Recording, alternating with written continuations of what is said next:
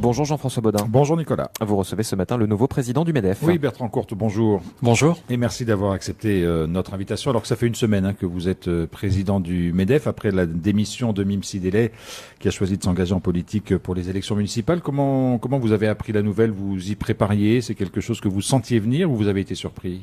Alors Jean-François, peut-être juste avant de répondre à votre question, j'aimerais dire un petit mot quand même sur le travail et la présidence de mon ex-présidente, donc Mime Sidélé, qui pendant 5 ans a assuré cette tâche et ce rôle.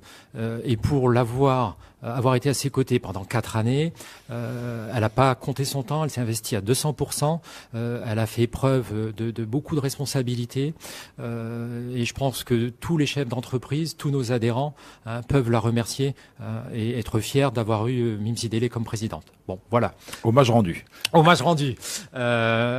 Ensuite, ça fait, moi j'exerce donc le rôle de vice-président depuis maintenant 4 ans. Quelque part, quand vous exercez aussi ce rôle-là, vous vous préparez aussi un petit peu à la suite et à ce qui peut potentiellement arriver. Avec Mimsi, on échange beaucoup, donc c'est une éventualité qui était envisagée. Il n'y avait pas eu de décision officielle de sa part jusqu'à présent. Ça a été le cas la semaine dernière. On est dans une transition qui se passe de façon aujourd'hui très naturelle et plutôt très douce. Alors, vous êtes président du MEDEF, on vous a déjà vu en tant que vice-président sur la scène publique, on vous a entendu, on vous a vu prendre des positions, mais on connaît peut-être moins votre parcours personnel. Vous êtes qui, Bertrand Courte ? Alors, donc j'ai 48 ans. Aujourd'hui, je suis encore quelqu'un de très jeune et plein d'énergie. J'ai 2 enfants. Donc, je suis calédonien, d'un papa métropolitain et d'une maman mélanésienne originaire de Tiga. J'ai fait tout mon parcours scolaire en Nouvelle-Calédonie. On va dire le parcours classique d'un bon Calédonien, le Lapérouse, enfin Beaudoux d'abord, le Lapérouse ensuite un BTS compta gestion au Lapérouse. Ensuite, j'ai pris la filière expertise comptable. J'ai fait mon diplôme à Jules Garnier. Et après, ça c'était en septembre 99, je m'en souviens très bien. J'ai fini mes examens le 15 septembre. Et j'avais pas forcément envie de continuer. Je voulais rentrer dans la vie active rapidement. Et j'avais la chance d'avoir un groupe de société que mon père avait créé. Et je dis à mon père, voilà, j'aimerais bien venir travailler maintenant, mais j'aimerais bien prendre un peu de vacances, un peu pour la transition. Et il me disait, ok, t'as 2 semaines. Et j'ai commencé le 1er octobre. On n'avait pas le droit. 2 semaines de vacances. Toujours ça de prix. C'était toujours ça de prix. Donc voilà. Après, donc je travaille depuis dans le groupe familial que je dirige aujourd'hui. À côté de ça, je me suis beaucoup engagé dans le secteur associatif, toujours beaucoup engagé, notamment dans le sport. Moi, c'est que je suis quelqu'un qui est passionné de sport. J'ai une petite faiblesse pour la petite balle jaune, quand même. Du coup, j'ai mon fils qui lui fait un peu de tennis également. Et Remana. On entend parler régulièrement parce qu'il a de bons résultats. Il a de bons résultats. Là, aujourd'hui, il a entamé un parcours en Amérique du côté de Phoenix et ça se passe plutôt bien.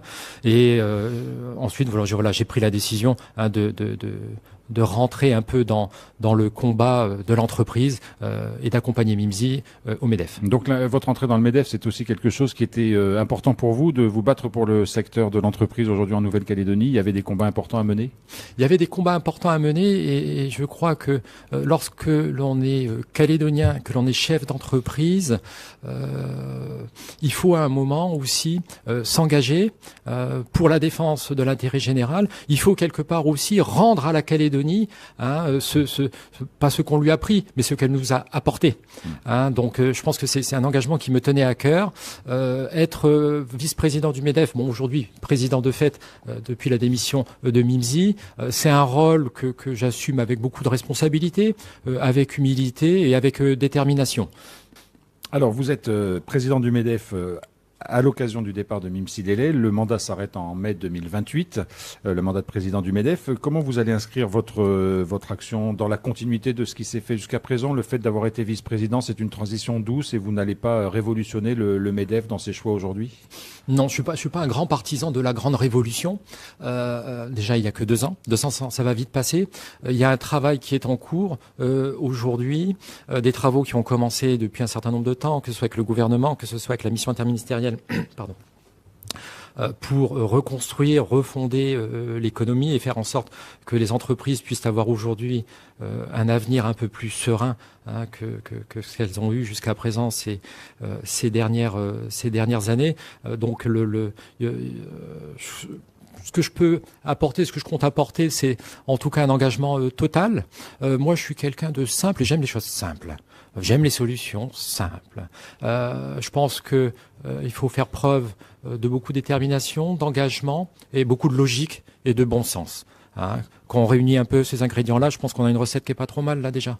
Alors à la suite de tout ce que la Calédonie a connu ces dernières années, il y a beaucoup de choses qui bougent aujourd'hui, des textes législatifs qui sont mis en œuvre. Encore au Congrès récemment, il y a une prolongation de l'aide exceptionnelle de maintien à l'emploi. Il y a des choses sur le droit du travail qui bougent. Est-ce que vous sentez que les décisions qui sont prises, que le MEDEF accompagne ou sur lesquelles il travaille aussi, vont dans le bon sens? Et est-ce que vous avez l'impression que les choses bougent aujourd'hui en Calédonie ou pas assez vite? Alors les choses avancent. Les textes qui sont passés en début de semaine au Congrès, le MEDEF porte ce sujet-là avec les partenaires sociaux depuis le mois de juin 2024. C'est des sujets sur lesquels il n'était pas forcément toujours possible d'avancer auparavant. Beaucoup de choses se sont débloquées malheureusement avec le mois de mai 2024. Mais regardez la date aujourd'hui, on est en février 2026. Ça a mis bientôt 2 ans après. Bientôt 2 ans après, les textes passent. C'est bien, mais c'est long. C'est beaucoup trop long. Il faut absolument que ce processus législatif soit accéléré. On parlait sur ces textes-là notamment de mesures d'urgence. Alors, on est toujours dans une situation critique, mais c'est pas la même urgence, notamment si on prend la présomption de démission sur l'abandon de poste, ça avait tout son sens dans les 8-9 mois qui suivaient les émeutes. Aujourd'hui, il y a toujours un intérêt, mais c'est plus la même chose. Donc il y a un problème de calendrier, de phasage aussi. Il y a une urgence qui n'a pas forcément été prise en compte suffisamment rapidement au niveau législatif. Disons qu'on arrive aujourd'hui à bien travailler sincèrement avec les membres du gouvernement, avec les élus de manière générale. On a plus d'écoute qu'auparavant, mais les choses restent quand même compliquées. Et puis des fois, on l'a vécu plein de fois, on travaille avec le gouvernement, on élabore des textes, et arrivé au Congrès, des amendements sont posés qui transforment des fois de manière fondamentale l'intérêt du texte.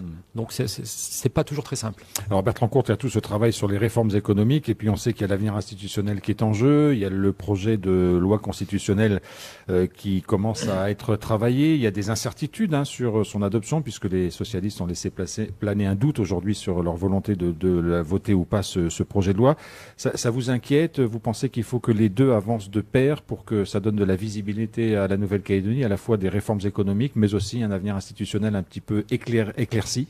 Alors, je vais prendre un petit peu de temps pour répondre à votre question. Alors, on a deux choses aujourd'hui. Les travaux qui sont en cours et qu'on doit mener, c'est fondamental.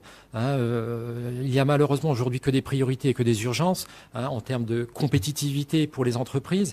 Le MEDEF porte depuis maintenant plusieurs années un transfert du financement de la santé des cotisations sociales vers la fiscalité. Ça implique quoi? Ça implique une réduction du coût du travail pour les entreprises et ça implique, puisqu'on redonne aux salariés les cotisations sociales qu'ils payent, on le redonne en salaire. Donc ça, c'est hyper important. Ça permet d'avoir un gain de pouvoir d'achat. Il y a l'attractivité avec la fiscalité. Cette semaine, on a fait une proposition à la mission interministérielle par rapport à l'exonération d'IS. Plutôt qu'une exonération totale d'IS pour une catégorie d'entreprises jusqu'à 4 millions d'euros de chiffre d'affaires. IS, impôt sur les sociétés. Impôt sur les sociétés, pardon. On préfère qu'il y ait une baisse générale des taux d'IS qui puisse profiter à l'ensemble des sociétés, à l'ensemble des activités en Nouvelle-Calédonie. Ensuite, la grande priorité aussi, c'est l'emploi et la jeunesse. Aujourd'hui, on a perdu 12 000 emplois depuis le 12 mai. C'est une catastrophe. Si on ne relance pas rapidement la dynamique de l'emploi, on ne peut pas supporter nos régimes sociaux, on ne peut pas supporter la fiscalité, etc. Alors, etc. Vous venez sur le sujet, pardon, la relance de l'emploi, ça passe par quoi? Par la commande publique essentiellement? Ça passe par, ça peut passer par la commande publique, mais ça passe surtout par une relance des activités, une relance de l'économie. Et pour ça, le chef d'entreprise a besoin, pour investir, pour se lancer, pour se développer, il a besoin de visibilité, il a besoin de stabilité. Donc du coup, on en vient à la question sur l'accord et son parcours institutionnel en métropole. On va être clair. ce qui a été dit cette semaine, les déclarations du Parti socialiste, c'est pas une bonne nouvelle pour la Calédonie. C'est pas une bonne nouvelle pour l'économie de la Nouvelle-Calédonie. Hein, on a besoin que un accord aille au bout. On n'aime pas Bougival, Élysée ou Dino. On y trouve des avantages, on y trouve des inconvénients. Tout le monde a sa position. Ce dont a besoin le chef d'entreprise, c'est d'un accord aujourd'hui. C'est l'élément central pour pouvoir redémarrer l'économie. Alors on a pris à tâche, dès le lendemain des déclarations, le MEDEF s'est rapproché du Parti socialiste et aujourd'hui des discussions sont engagées avec eux pour leur expliquer quelle est la situation en Nouvelle-Calédonie. Alors dans ces démarches-là, est-ce que vous êtes soutenu entre guillemets par le MEDEF national? On sait que Patrick Martin est venu l'an dernier en Nouvelle-Calédonie, le président du MEDEF national. Est-ce que vous êtes accompagné, suivi, épaulé aussi par le MEDEF national? Le MEDEF national, alors il y a des liens forts qui ont été établis avec le MEDEF national. Mimsi Délé, il y a beaucoup participé et a contribué au renforcement des liens avec le MEDEF national. Patrick Martin est venu nous rendre visite l'année dernière. Et aujourd'hui, oui, le MEDEF national est à nos côtés. Hein, ils sont là à chaque fois qu'on a besoin d'eux, à chaque fois qu'on les sollicite. Ils nous aident en termes techniques, ils nous aident pour avoir des contacts directement dans les plus hautes instances à Paris. Et cette relation est primordiale pour la Nouvelle-Calédonie. Bertrand Courte, pour terminer, on va parler un peu de l'organisation du MEDEF, parce Oui. qu'un changement de président, c'est forcément quelque chose qui fait bouger aussi un peu des lignes en interne. Il va falloir que vous choisissiez un ou une vice-présidente. Est-ce que vous avez déjà une idée? Ça doit être fait quand? Est-ce que vous allez renouveler le bureau? Comment les choses vont se passer? Alors, il faut donc du coup, moi je suis président, j'étais vice-président. Il y a un fauteuil qui est vide. Il faut le combler. Dont je suis sûr aujourd'hui, c'est que ce sera une femme. Hein, Parité oblige ou par choix? Alors, les statuts n'imposent rien. Sur ce sujet-là, aujourd'hui, je suis donc il y a un homme qui est président, il y a un homme qui est trésorier, mais moi, ça me paraît d'une logique indiscutable d'avoir une femme en tant que vice-présidente. Hein, on ne peut plus naturel et ça ne peut être que comme ça. Maintenant, il va falloir la choisir.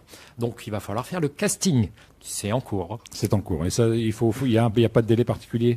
Non, mais il faut que ça soit fait le plus vite possible parce que les sujets sont nombreux à traiter aujourd'hui. Hein, il faut un MEDEF fort et un MEDEF en ordre de marche. Est-ce que le président du MEDEF actuel, depuis une semaine, a des ambitions politiques? Parce qu'on se pose des questions sur des postes qui sont dans la société civile, comme on dit, et puis qui, de temps en temps, basculent dans un parcours politique. Est-ce que vous avez des ambitions politiques? Est-ce que, pour vous, la présidence du MEDEF pourrait être un tremplin ou un marchepied? Alors, il n'y a pas c'est pas un cursus scolaire officiel, ça, quand même. Hein, même si sur les 2 dernières présidences du MEDEF, je pense que ce sont juste des réflexions personnelles et des choix personnels qui sont faits. Me concernant personnellement, moi, ce que j'aime le matin, c'est créer, c'est innover, c'est entreprendre, c'est mettre en place des projets, c'est discuter avec mes équipes, avec mes salariés. C'est aller discuter avec les banques. Il faut bien discuter un peu avec les banques, essayer de les convaincre. Ce que j'aime, c'est entreprendre. Aujourd'hui, c'est ce que j'aime, c'est ce que j'ai toujours aimé, et je compte m'y consacrer à 200% à mon rôle de président du MEDEF. Et le côté politique, non, je n'y pense pas du tout.